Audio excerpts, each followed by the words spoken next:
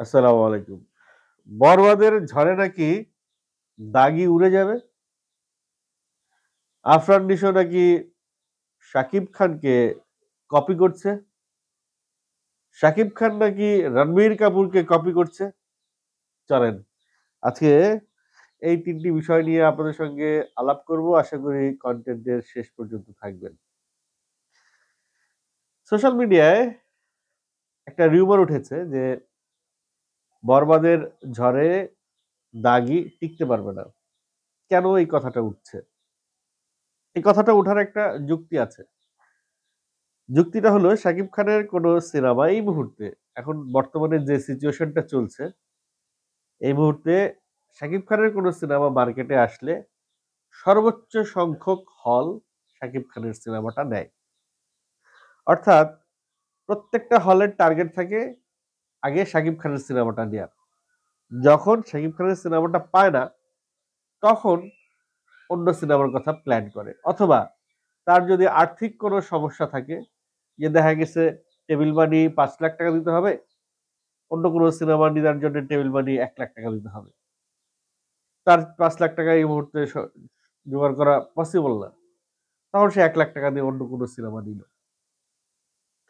আবার বাংলাদেশে একটা আইন আছে। সেটা হচ্ছে যে কাছাকাছি ২ টা সিনেমা হল থাকলে একই সিনেমা ২ হলে চালানো যাবে না।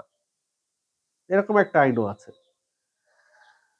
তো সবকিছুর ঊর্ধ্বে এই আইনও লঙ্ঘন হইছে অতীতে দেখা গেছে। এরকম এইসব আইন-টাইন কেউ মানে না। শাকিব খানের সিনেমা যেকোনো উপায়েই চালাইতে চায় সবাই। তো সেই জায়গা থেকে এটা সত্যি যে শাকিব খানের 'বরবাদের' হল বুকিং এর জায়গা থেকে দাগি পিছিয়ে থাকবে।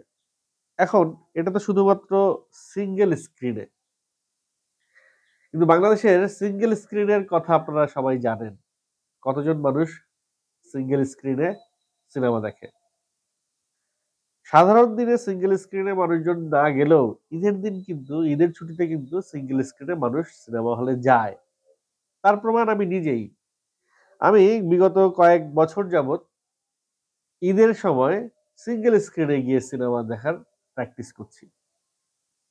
এবং দেখেছি শুধুমাত্র শাকিব খানের কারণে প্রচুর দর্শক হলে গিয়েছে সিনেমা দেখতে। ব্যতিক্রমও দেখেছি। আফরান নিশোর কারণেও হলে গেছে, সিঙ্গেল স্ক্রিনে গেছে সিনেমা দেখতে। এটি যে হয়নি তা কিন্তু না। আমি বর্ষা সিনেমা হলের, গাজীপুরের বর্ষা সিনেমা হলের উদাহরণ দিয়েছি গতবার। সুড়ঙ্গ সিনেমা যখন চালিয়েছে বর্ষায় প্রচুর দর্শক সমাগম হয়েছে। বর্ষার যে টিকেট কাউন্টারের যে লোকটি তার ইন্টারভিউ নিয়েছে সে নিজেই স্বীকার করেছে যে এত লোক বিগত কয়েক বছর শাকিব খানের সিনেমা ছাড়া দেখা যায় নাই। তার মানে এই যে প্রসঙ্গটা উঠছে যে বরবাদের ঝড়ে উড়ে যাবে দাগি, প্রসঙ্গটা একেবারে অমূলক নয়। প্রসঙ্গটা কিছুটা সত্য। তবে দাগির যদি কনটেন্ট স্ট্রং থাকে, দাগি যদি ভালো সিনেমা হয়ে থাকে, দাগি যদি এটলিস্ট সুড়ঙ্গর চাইতে বেটার কিছু হয়ে থাকে। সুড়ঙ্গর মতো তো হইতেই হবে। তারপরে হচ্ছে গিয়ে সুড়ঙ্গর চাইতে বেটার কিছু হইতে হবে। কারণ শাকিব খানের প্রিয়তমার চাইতে রাজকুমার বেটার, রাজকুমারের চাইতে তুফান বেটার। একটার পর একটা কিন্তু বাড়ছে। মানে ছবির মান কিন্তু বাড়ছে। তো সেই জায়গা থেকে দাগি সিনেমার মান যদি সুড়ঙ্গর চাইতে বেড়ে থাকে এবং গল্পে যদি শক্তি থাকে, তাইলে এমনও হইতে পারে যে পাশা ঘুরে গেছে। ১ম ২ সপ্তাহ বা ৩ সপ্তাহ বা ৪ সপ্তাহ বরবাদ চলল। তার পরের মাস থেকে ২য় মাস থেকে আবার দাগি হল সংখ্যা বাড়তে থাকলো। যেমনটা সুড়ঙ্গতে হইছে। সুড়ঙ্গতে ১ম দিকে হল কম পেলেও পরের দিকে কিন্তু হল সংখ্যা বেড়েছে। তো যখন এখানে আবার একটা ছোট্ট পলিটিক্স আছে। পলিটিক্সটা এরকম যে শাকিব খানের প্রোডিউসার যদি তার ডাবল করে দেয়, হল বুক টেবিল মানিটা ডাবল করে দেয় বা ১ম সপ্তাহে সিনেমা ভালো গেছে। এই কারণে যদি পরের সপ্তাহে সে টেবিল মানিটা আরেকটু বাড়ায় দেয়, সেই ক্ষেত্রে আবার হল সংখ্যা কমে যেতে পারে। এরকম ঘটনাও ঘটছে। দেখা গেছে যে রাজকুমারের সময় হল টেবিল মানিটা বাড়ায় দিছে বা দ্বিতীয় সপ্তাহে কমায় নাই, তখন ওই সপ্তাহের ছবিটা ছেড়ে দিতে হয়েছে হল মালিককে, অন্য ছবি আনতে হয়েছে। কারণ এত টাকা দিয়ে তার আসলে তাদের পোষায় না যেই টাকা তারা উঠাইতে চায়। তো একমাত্র প্রিয়তমা সিনেমাটা চালায়া এবং তুফান সিনেমাটা চালায়া হল মালিকরা তাদের পকেটে প্রচুর টাকা ঢুকাইতে পারছে। রাজকুমারের বেলায় বা দরদের বেলায় সেই বিষয়টা ঘটে নাই। তো বরবাদের বেলায় প্রডিউসারদেরকে এই বিষয়টা মাথায় রাখতে হবে যে সিনেমা যদি হলে বেশি দিন তাদের রাখতে ইচ্ছা হয়, তারা যদি হলে সিনেমাটা যদি বেশি দিন রাখতে চায়, সেই ক্ষেত্রে তাদের এই জোর জুলুমটা হল মালিকদের উপরে না করলেই শ্রেয়। সিনেপ্লেক্সের ব্যাপারে কোনো বুকিং এর বিষয় নাই। সিনেপ্লেক্সে হচ্ছে গিয়ে যে দর্শক যেটা ডিমান্ড করবে সেটার শো বাড়াবে। এটা হচ্ছে সিনেপ্লেক্সের বিজনেস। সিনেপ্লেক্স যেকোনো সময়, সপ্তাহের যেকোনো সময় সিনেমা নামায় দিতে পারে, যেকোনো সময় সিনেমা উঠাই দিতে পারে। কিন্তু সিঙ্গেল স্ক্রিনে যেটা হয়, সিঙ্গেল স্ক্রিনে সাধারণত সপ্তাহের মাঝখানে সিনেমা নামায় না। একটা সিনেমা আনলে পুরো সপ্তাহটা চালানোর চেষ্টা করে। একেবারেই যদি বেহাল দশা না হয়, একেবারেই যদি বেহাল দশা না হয় যে নতুন সিনেমা দিয়ে কাজ হচ্ছে না, তখন শাকিব খানের পুরনো একটা সিনেমা উঠায় চালায়া কাভার করার চেষ্টা করে। ইলেকট্রিক বিল টিল, লোকজনের বেতন, স্টাফের বেতন টেতন এগুলা উঠানোর চেষ্টা করে। তো ওই জায়গা থেকে আমার কাছে মনে হয় যে না, শাকিব খানের বরবাদ আর নিশোর দাগি যেটাই হোক না কেন, শাকিব খান থাক আর নিশো থাক, যেই থাক না কেন, গল্প আর মেকিং স্ট্রং হইতে হবে। আপনারা অলরেডি দেখছেন দরদের মেকিং এর কারণে কিন্তু শাকিব খানের বরবাদ মাত্র ৬ কোটি টাকা কালেকশন করছে। এক মাস শেষে বরবাদের ওয়ার্ল্ড ওয়াইড কালেকশন মাত্র ৬ কোটি টাকা। ৬ কোটি টাকা কালেকশনের ৪ ভাগের ১ ভাগ, অর্থাৎ ১.৫ কোটি টাকা সিনেমার প্রফিট হইতে পারে। তাহলে প্রথমে তো বলছিল ১০ কোটি টাকা সিনেমা, প্রথমে বলছিল যে ১০ কোটি টাকার সিনেমা, পরে আবার আইসা বলতেছে যে না, তুফানের চাইতে বাজেট কম। তাহলে তুফানও কিন্তু বলছে ১০ কোটি টাকার সিনেমা। তো শাকিব খান যেখানে বলছে যে তুফানের চেয়ে বাজেট কম, ধরলাম তুফান ৬ কোটি টাকার সিনেমা, একেবারে কাইটা ছাইটা একেবারে চিপায়া চুপায়া ধরলাম ৬ কোটি টাকার সিনেমা। তাইলে দরদ ৪ কোটি টাকার সিনেমা, ৪ কোটি টাকা ইনভেস্ট করছে নাকি ফ্রি করছে দরদ? ৪ কোটি করছে ধরেন। ৪ কোটি টাকার সিনেমার ১.৫ কোটি টাকা কামাইছে। এই হচ্ছে দরদের অবস্থা।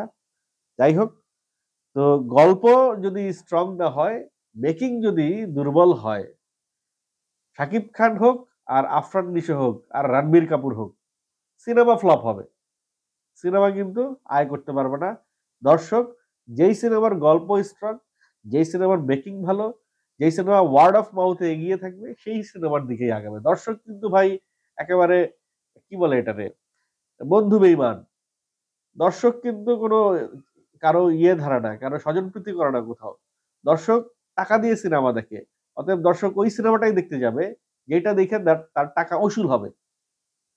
সে শুনবে, জাজ করবে, ট্রেলার দেখবে, গান দেখবে, সবকিছু বিবেচনা করবে, করে তার কাছে যেটা মনে হবে যে ৪০০ টাকা বা ৩০০ টাকা খরচ করবে টিকিট কাইটা, এটা যেন উসুল হয়, সে বেস্ট সিনেমাটাই দেখার চেষ্টা করবে।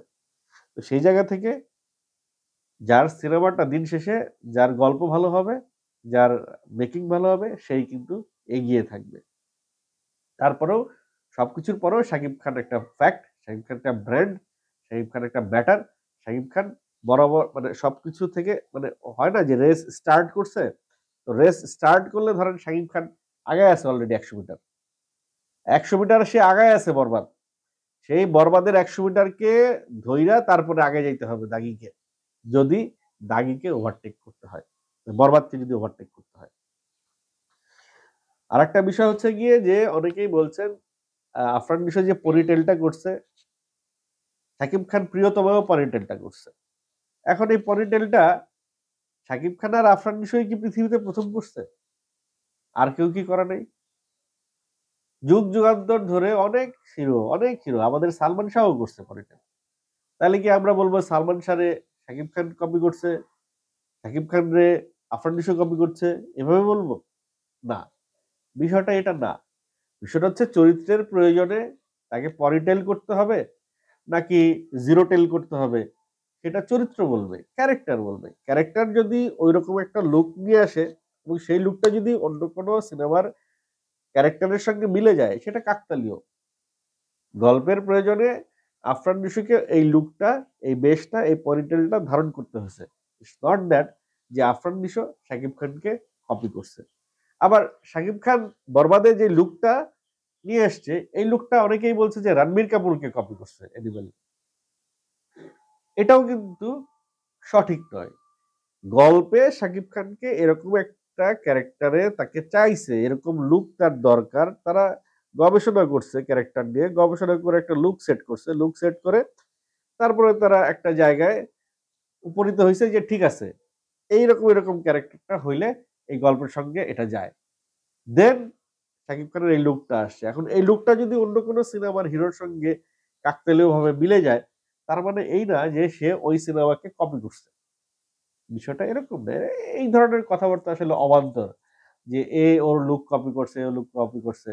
এই পুরো বিষয়টাই ডিপেন্ড করে হচ্ছে গল্পের উপরে। গল্প ক্যারেক্টারকে যেভাবে মানে গঠন করবে, ক্যারেক্টার সেই রূপেই থাকবে।